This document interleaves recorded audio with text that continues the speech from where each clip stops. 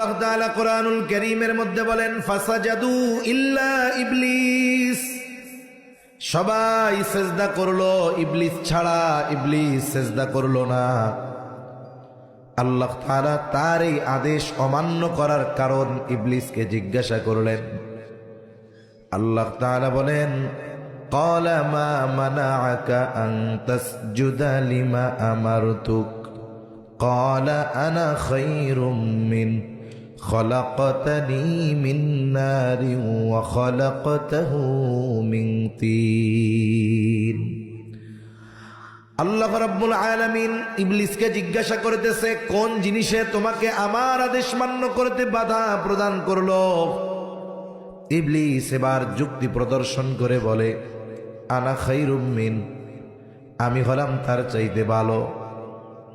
খলাকতানি মিন নার ওয়া খলাকতাহু মিন তিন, আপনি আমাকে বানিয়েছেন আগুন দিয়ে আর তাকে বানিয়েছেন মাটি দিয়ে। তার মানে সে যুক্তি দিল যে আমি তার চাইতে ভালো। ভালো কেন? বলে আমাকে আগুন দিয়ে বানিয়েছেন, তাকে মাটি দিয়ে বানিয়েছেন। প্রত্যেকটা বস্তুর কিছু মৌলিক খাসলাত থাকে, বৈশিষ্ট্য থাকে।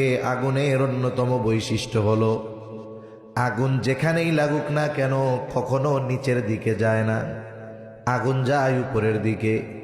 এই জন্য নিচে যখন আগুন লাগে উপরে ধোঁয়া দেখে বোঝা যায় নিচে আগুন আছে। আর মাটি আমি আপনি যত শক্তি দিয়ে উপরের দিকে নিক্ষেপ করি না কেন, মাটি উপরের দিকে থাকবে না, আবার সে নিচের দিকে চলে আসবে। তাহলে আগুনের বৈশিষ্ট্যগুলার মধ্যে অন্যতম বৈশিষ্ট্য হলো আগুন হলো ঊর্ধ্বমুখী, আর মাটির বৈশিষ্ট্যগুলার মধ্যে অন্যতম বৈশিষ্ট্য হলো যে মাটির গতি হলো নিম্নমুখী। ইবলিস বলতে চায় আমাকে বানিয়েছেন আগুন দিয়ে, আমার গতি হইল উপরের দিক। ওকে বানিয়েছেন মাটি দিয়ে, ওর গতি হলো নিচের দিক।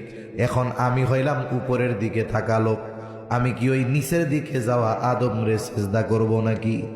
এই দৃষ্টিকোণ থেকে আমি তার চাইতে উত্তম ভালো। আল্লাহ তাআলার কাছে যুক্তি পছন্দ হয় নাই।